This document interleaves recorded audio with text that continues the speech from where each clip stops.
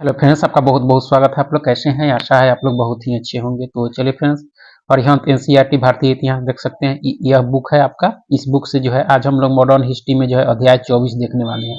Modern history में जो है अध्याय 24 देखने वाले हैं। और अध्याय 24 जो है आपका क्या है, ब्रिटिश काल की जो है प्रशासनिक एवं जो है आर्थिक नीतियाँ। ठीक है। इसमें नीतियां में जो है अस्थायी बंदोबस्त, रैयतवारी, महलवारी, ये सब जो थी अंग्रेजों की जो है ब्रिटिश काल की प्रशासनिक एवं आर्थिक नीतियां जो थी, तो उसके संबंध में इसमें जितने भी प्रश्न दिए गए हैं उन प्रश्नों को आज हम लोग इस वीडियो के माध्यम से देखने वाले हैं। तो चलिए शुरू करते हैं। अगर आप चैनल पर नए हो तो चैनल को लाइक और सब्सक्राइब जरूर करें। तो चलिए अध्याय 24 को देखते हैं, ब्रिटिश काल की प्रशासनिक एवं आर्थिक के जो है नीतियां। तो देख सकते हैं कि सबसे पहला प्रश्न है, यानी भारत में जो अंग्रेजों की प्रशासनिक एवं आर्थिक नीतियां से संबंधित पहला प्रश्न है कि ब्रिटिश सरकार की जो है भारत में प्रशासनिक नियंत्रण के संदर्भ में जो है निम्नलिखित कथनों पर विचार कीजिए।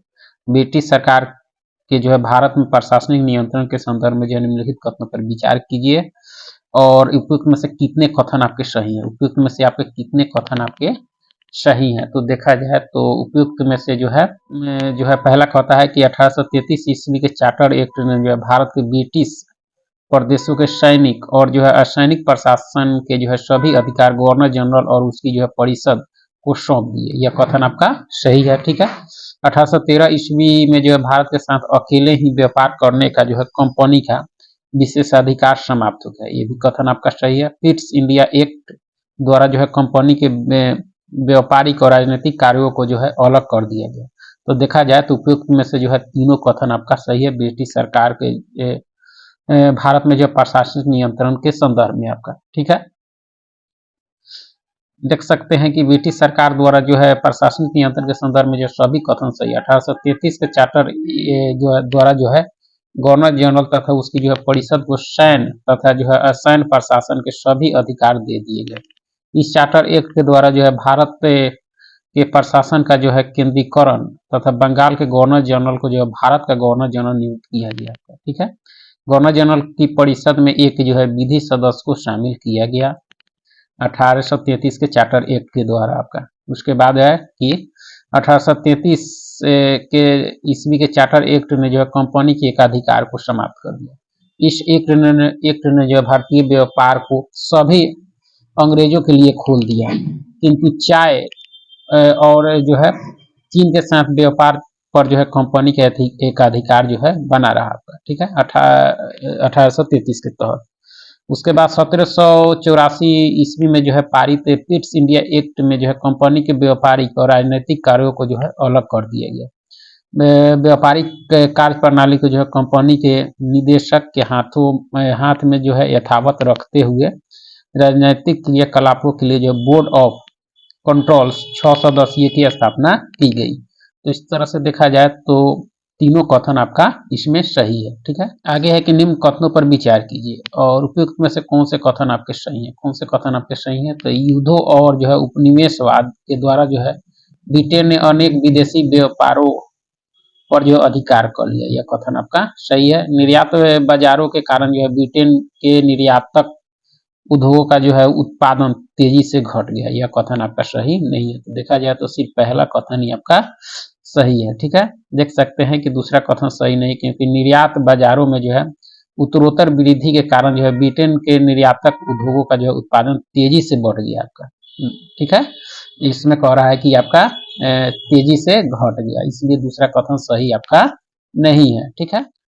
आगे है कि अंग्रेजों की जो है आर्थिक नीतियों के संदर्भ में जो है विचार कीजिए और उपरोक्त में से कितने कथन आपके सही हैं। अंग्रेजों की आर्थिक नीतियों के संबंध में कितने कथन आपके सही हैं। तो देखा जाए तो पहला है कि ये नीतियां जो है ग्रामीण अर्थव्यवस्था को आत्मनिर्भर बनाने के लिए अपनाई गई थी। यह कथन आपका सही नहीं है। ग्रामीण अर्थव्यवस्था को आत्मनिर्भर बनाने के लिए नहीं अपनाई गई थी अंग्रेजों की नीतियां। पहला कथन सही नहीं है आपका। और गांव के मामलों में जो है कंपनी द्वारा सीधे नियुक्त किए गए राजस्व अधिकारियों, पुलिस तथा जो न्यायिक अधिकारियों जैसे बाहरी लोगों के बढ़ते हस्तक्षेप का जो है दौर शुरू हुआ। यह कथन आपका सही है। राजस्व की वसूली जो है मुद्रा के रूप में होने लगी। ये भी कथन आपका सही है। अंग्रेजों की आर्थिक नीतियों के संबंध में पहला गलत, दूसरा और तीसरा आपका सही है। ठीक है। देख सकते हैं कि पहला कथन आपका सही नहीं, क्योंकि ब्रिटिश आर्थिक नीतियां जो है मात्र ब्रिटिश आर्थिक हितों से प्रेरित थी, न कि ग्रामीण अर्थव्यवस्था को आत्मनिर्भर बनाने से। ठीक है, वह जो थी आपके ब्रिटिश आर्थिक हितों से प्रेरित थी, ग्रामीण जो है अर्थव्यवस्था को आत्मनिर्भर बनाने से नहीं थी। तो इस तरह से देखा जाए तो पहला कथन आपका सही नहीं है आपका। ठीक है, आगे है कि निम्न कथनों पर विचार कीजिए और उपयुक्त कथनों में से कौन से कथन आपके सही है, कौन से कथन आपके सही हैं। तो भारत सरकार ने जो है 1813 ईस्वी के बाद मुक्त व्यापार अर्थात ब्रिटिश माल के जो है आबाद भारत प्रवेश की नीति जो है अपनाई, यह कथन आपका सही है। भारतीय दस्तकारों को अब जो है ब्रिटेन की जो है मशीनों से बने माल के साथ जो है कष्टदायक और जो है असमान प्रतियोगिता का जो है सामना करना पड़ा आपका। तो देखा जाए तो दोनों कथन आपका सही है आपका। ठीक है, 1813 के पश्चात जो भारत सरकार द्वारा मुक्त व्यापार की नीति का जो है अनुसरण करने से ब्रिटिश माल का जो है भारत में प्रवेश अबाध गति से होने लगा, जिसके फलस्वरूप भारत में जो है ब्रिटिश माल बिना किसी शुल्क या फिर जो है मामूली आयात शुल्क के साथ जो है आने लगा। भारतीय दस्तकारों के द्वारा जो है बनाए गए सामान ब्रिटिश मशीनों और आधुनिक तकनीकों का जो है सामना करने में जो है असक्षम दिखे, जिससे जो है भारतीय दस्तकारों की जो है स्थिति दयनीय होती गई आपका। तो इसमें दोनों कथन आपका सही है। ठीक है,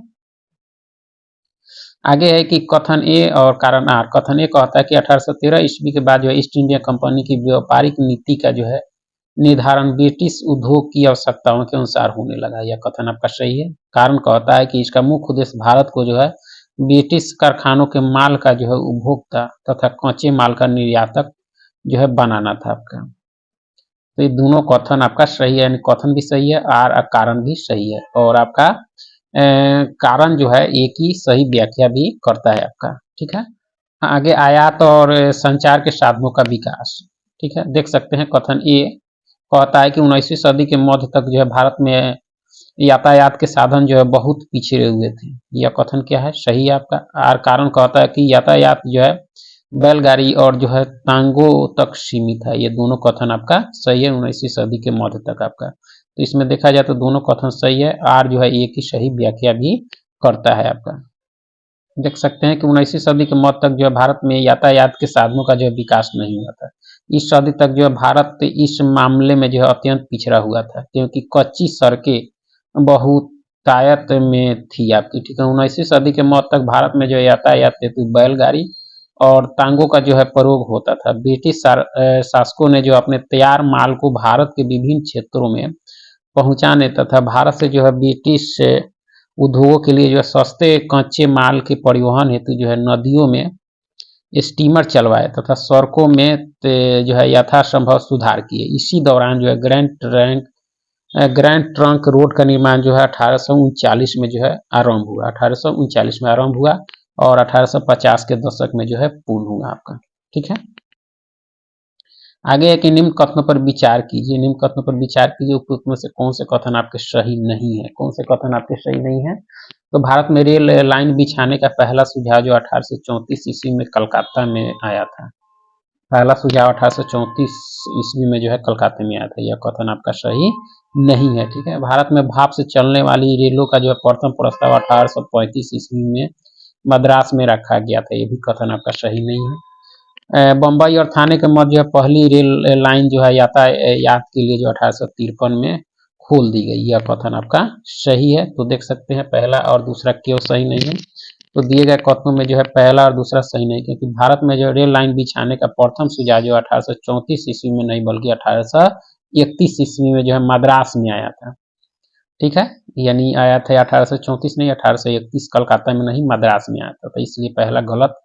ठीक है, दूसरा था कि भारत में जो है भाप से चलने वाली रेलों का प्रथम जो है प्रस्ताव 1835 में मद्रास में रखा गया था, ये भी कथन आपका सही नहीं है। कि भारत में भाप से चलने वाली जो है रेलों का प्रथम प्रस्ताव 1835 में नहीं बल्कि 1834 में इंग्लैंड में रखा गया, इसलिए देखा जाए तो आपके दूसरा कथन भी आपका सही नहीं है आपका। ठीक है, आगे है कि कथन ए और कारण आर देखना है। तो कथन ए कहता है कि अंग्रेजों ने एक कुशल और आधुनिक डाक प्रणाली स्थापित की तथा तार व्यवस्था की शुरुआत की, यह कथन क्या है आपका, तो यह कथन आपका सही है। ठीक है, आर कारण कहता है कि 1854 में जो है कलकत्ता से इलाहाबाद के मध्य पहली तार लाइन को जो है प्रारंभ किया गया। यह कथन आपका सही, यानी यह कारण जो है आपका सही नहीं है। ठीक है, तो देख सकते हैं कि जो है अंग्रेजों ने जो है कुशल और आधुनिक डाक प्रणाली को जो है प्रारंभ किया और साथ ही जो है तार की व्यवस्था की भी शुरुआत की आपका। ठीक है,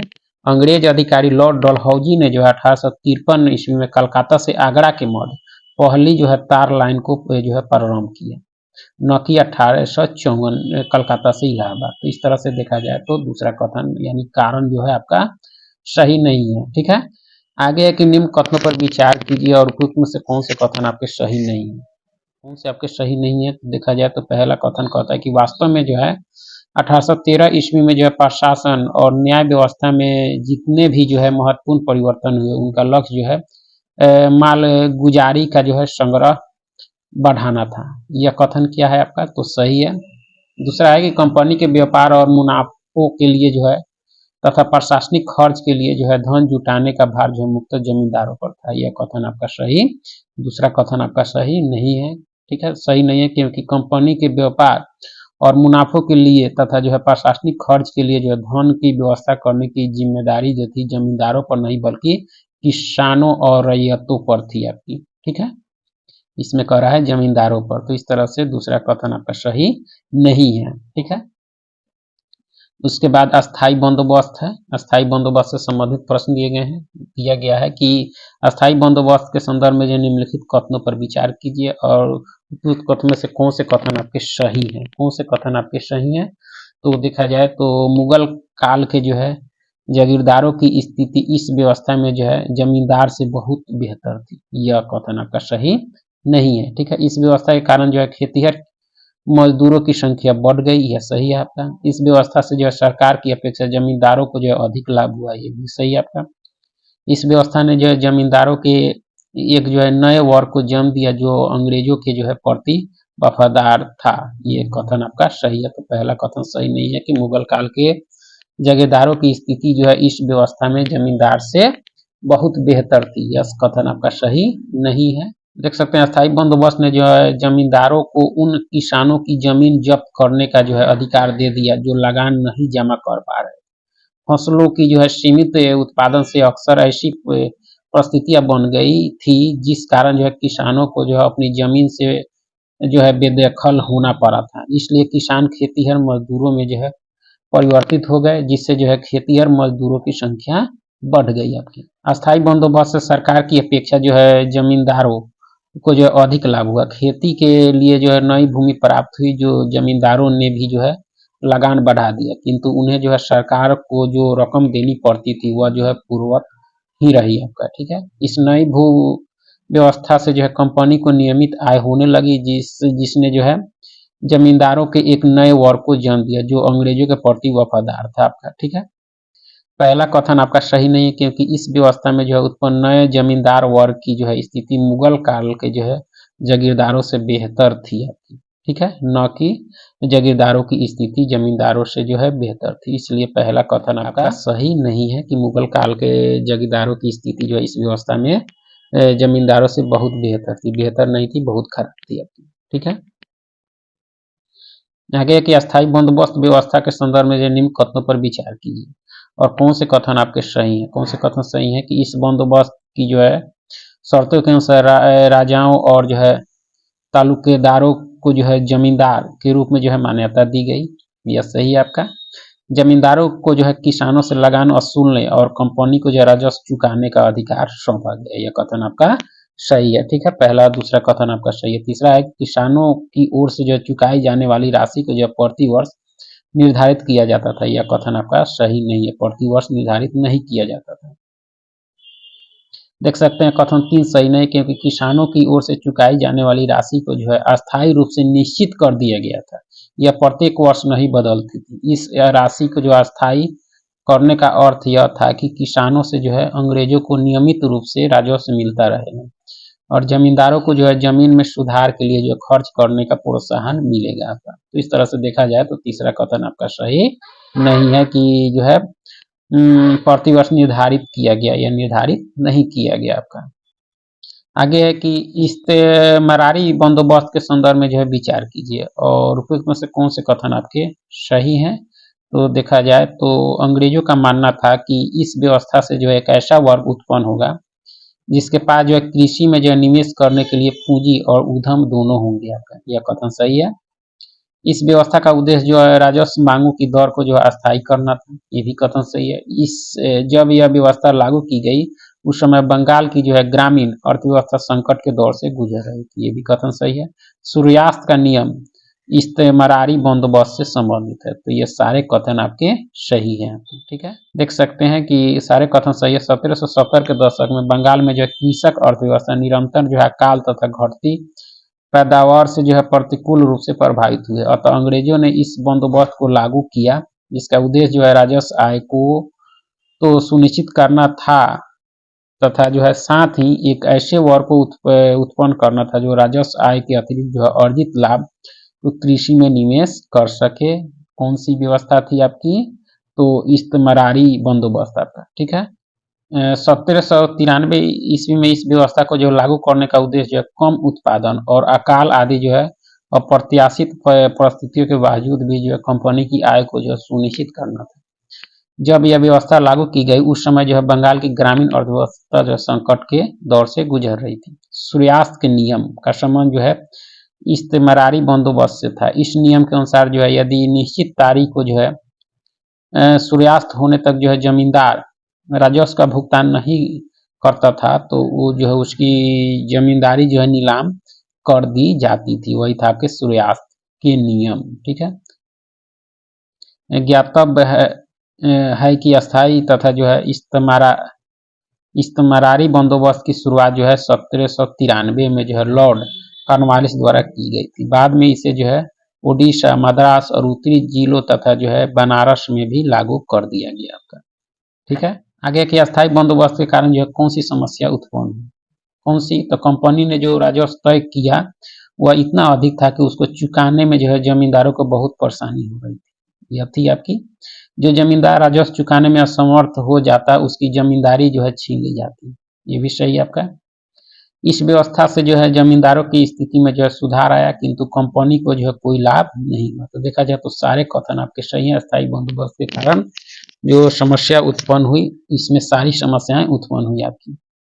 आगे की अस्थायी बंदोबस्त व्यवस्था के संबंध में जो निम्न कथनों पर विचार कीजिए और उपयुक्त में से कौन से कथन आपके सही नहीं है। कौन से सही नहीं है आपके? तो इस व्यवस्था यानी अस्थायी बंदोबस्त के संबंध में इस व्यवस्था में जो लगान का 10/11वां भाग जो है जमींदार स्वयं अपने पास रख लेते तथा जो है 1/11 भाग जो है कंपनी को दे देते। यह कथन आपका सही नहीं है। देख सकते हैं कि पहला कथन सही नहीं क्योंकि अस्थायी बंदोबस्त के अनुसार जो जमींदारों को जो है किसानों से जो लगान मिलता था उसका जो है 10/11 भाग उन्हें जो है राज को देना पड़ता था और स्वयं के पास जो है 1/11 भाग ही रख सकते थे आपकी। ठीक है।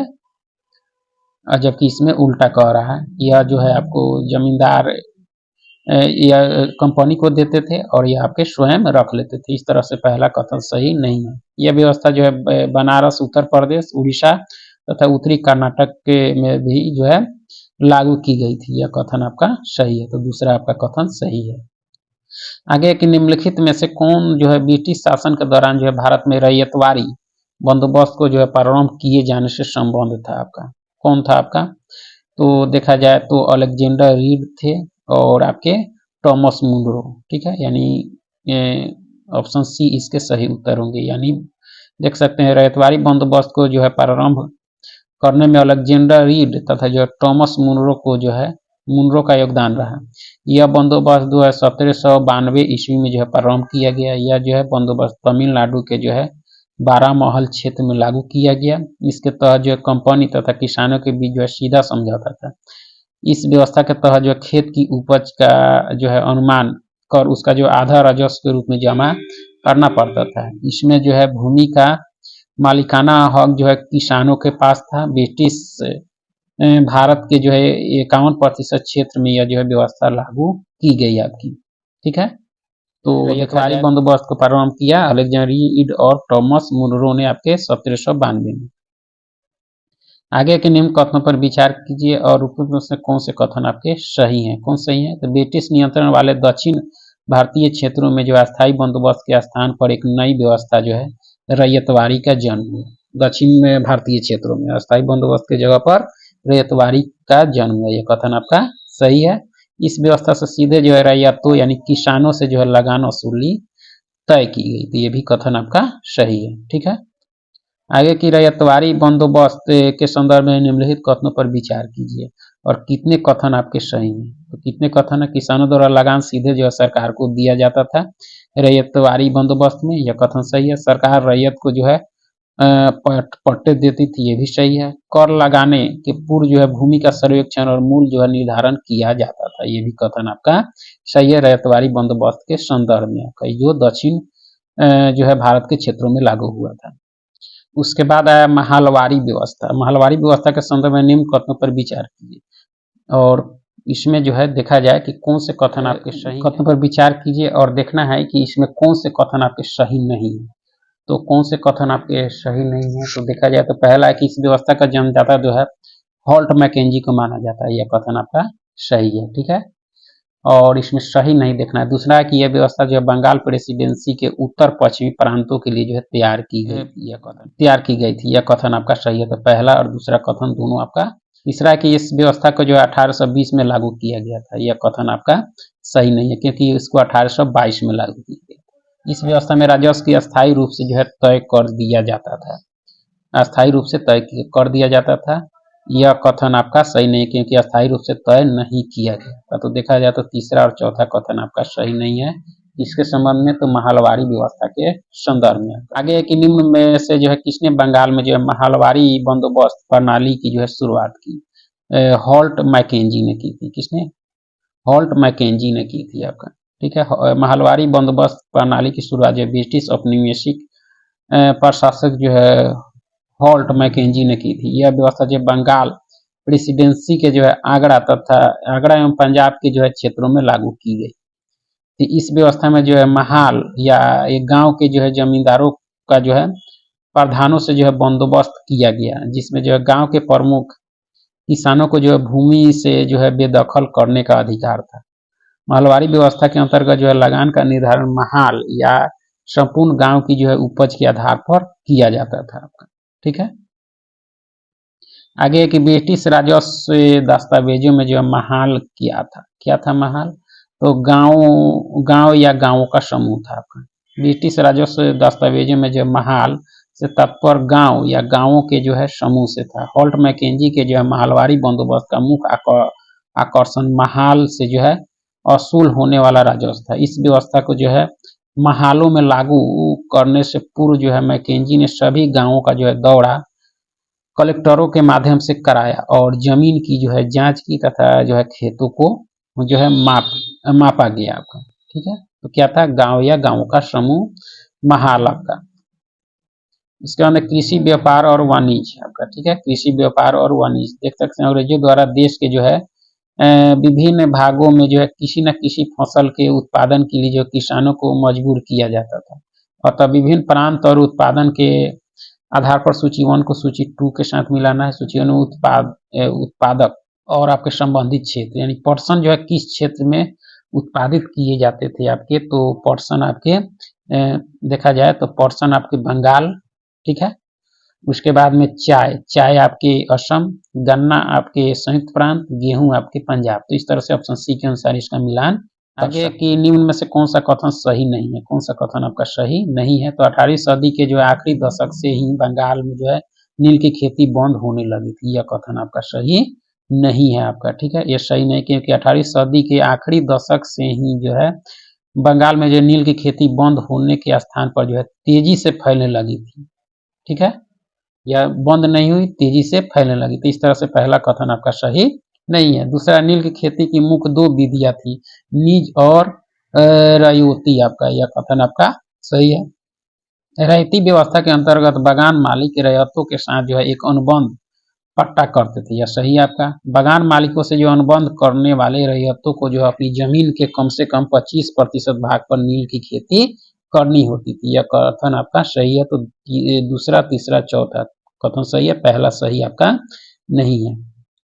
आगे कि भारतीय उद्योग और व्यापार के संदर्भ में जो है निम्नलिखित कथनों पर विचार कीजिए। उपयुक्त में से कितने कथन आपके गलत हैं, कितने कथन आपके इसमें से गलत हैं। तो देखा जाए तो पहला है कि शिल्पकारी पैतृक पेशा नहीं रहा, बल्कि शहरी उद्योगों से जो है सुसंगठित एक जो है समान पेशा बन गया। यह कथन आपका सही नहीं है। ठीक है, पहला कथन सही नहीं है। देख सकते हैं केवल एक कथन जो है गलत है, क्योंकि शिल्पकारी एक पेशा पैतृक पेशा ही बना रहा था, जो संगठित शहरी उद्योगों के जो है विकास के पश्चात व्यापक रूप से जो है विकसित हो सका।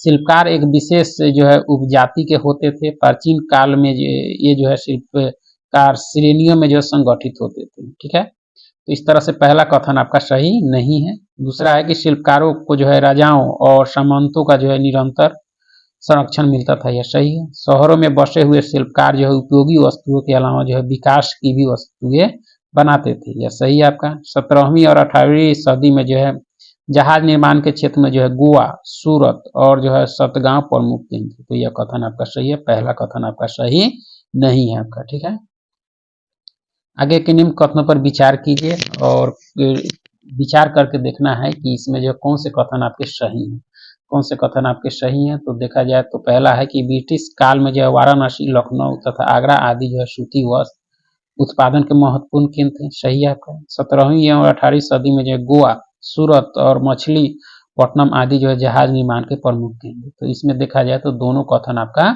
सही है आपका। ठीक है, आगे है कि निम्न में से कौन से कथन आपके सही नहीं है, कौन से कथन आपके सही नहीं है। तो देखा जाए तो 17वीं सदी के अंतिम दशक से ही बंगाल में नील की खेती से जो है तेजी से फैलने लगी थी। यह गलत है, क्योंकि यह जो है सही नहीं है। जो है 17वीं सदी में नहीं बल्कि 18वीं सदी के आखिरी दशकों से ही जो है बंगाल में तेजी से फैलने लगी थी। इस तरह से पहला कथन आपका सही नहीं है। दूसरा है कि 1788 ईस्वी में ब्रिटेन द्वारा जो है आयात किए गए नील में जो भारतीय नील का हिस्सा 50% था। यह कथन सही नहीं है, क्योंकि यहाँ 30% था आपका। तो पहला और दूसरा दोनों कथन आपका सही नहीं है। 1810 ईस्वी में जो है ब्रिटेन द्वारा आयात किए गए नील में जो है भारतीय नील का हिस्सा 95% हो चुका था। यह कथन आपका सही है। ठीक है, आगे है कि 1859 ईस्वी में अंग्रेजों द्वारा पारित जो है परिसीमन कानून के संदर्भ में जो निम्नलिखित कथनों पर विचार कीजिए और कितने कथन आपके सही हैं।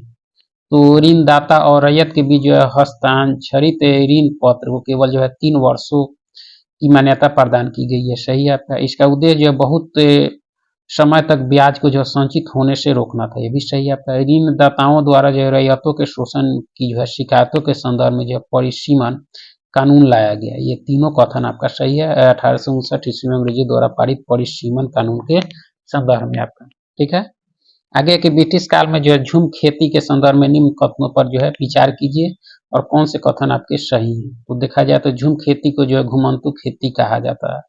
यह सही है। इस प्रकार की खेती जो अधिकांश जंगली क्षेत्रों में और छोटे भूभागों पर की जाती थी। ये सही है आपका। इस खेती के अंतर्गत जो है खेतों को जोतने और बीजों को जो है बोने के स्थान पर खेत में जो है बिखेर दिया जाता था। ये सही है आपका। घुमंतु किसान मुख्य रूप से जो है पूर्वोत्तर तथा मध्य भारत की पर्वतीय और जंगली पट्टियों में रहते थे। तो ये सारे कथन आपके सही हैं ब्रिटिश काल में झूम खेती के संदर्भ में। आगे की कथन ए और कारण जो है आ रहा है। कथन ये कहता है कि वन कानूनों में आए बदलाव से जो आदिवासियों के जीवन पर भारी असर पड़ा। ये सही है आपका। आर कारण है कि इस कानून के द्वारा जो अंग्रेजों ने समस्त जंगलों पर अपना जो है नियंत्रण स्थापित। तो दोनों कथन सही है। आर जो है एक ही व्याख्या भी करता है आपका। आगे के निम्न से कौन सी जो है जनजाति स्वयं को जो जंगल की संतान मानती थी। कौन सी मानती थी आपकी बैगा। कौन सी बैगा। ठीक है, आगे के निम्न कथनों पर विचार कीजिए और उपयुक्त में से कौन से कथन आपके सही हैं। तो देखा जाए तो 18वीं सदी में भारतीय रेशम की जो यूरोपीय बाजारों में भारी मांग थी। सही है आपका। भारतीय रेशम की गुणवत्ता के कारण जो है निर्यात तेजी से जो है बढ़ रहा था। ये भी कथन सही है। तो देखा जाए तो पहला और दूसरा दोनों कथन आपका सही है आपका। ठीक है, 31 से निम्न युग्मों पर विचार कीजिए और तथ्य दिए गए हैं, संबंधित जनजाति दिए गए। उपयुक्त में से कितने युग्म जो है सही सुमेलित नहीं है। इसमें से जो है इनमें से कोई नहीं, यानी कोई युग्म जो है सही सुमेलित नहीं है आपका। देख सकते हैं कि कोई युग्म जो सही सुमेलित नहीं। आंध्र प्रदेश की जो है लाम्बाडिस जनजाति लाम्बाडिस जनजाति आपके आंध्र प्रदेश की जनजाति तथा पंजाब के जो पहाड़ी प्रदेश में निवास करने वाली जो है गुजर जनजाति पशुपालक थे, जो गाय भैंस के झुंड पालते थे आपका, ठीक है। कुल्लू हिमाचल प्रदेश के गद्दा समुदाय के लोग जो है गडरिया थे, जो आपके मुख्यतः भेड़ पालन का कार्य करते थे, ठीक है। कश्मीर की घाटी में जो है पाई जाने वाली जनजाति कश्मीर की जो है घाटी में पाई जाने वाली जो है बकरवाल मुख्यतः जो है बकरियां पालती थी। मेघालय में जो है निवास करने वाली नागा जनजाति झूम कृषि करती थी आपकी। इस तरह से देखा जाए तो कोई एक सही सुमेलित आपका नहीं है।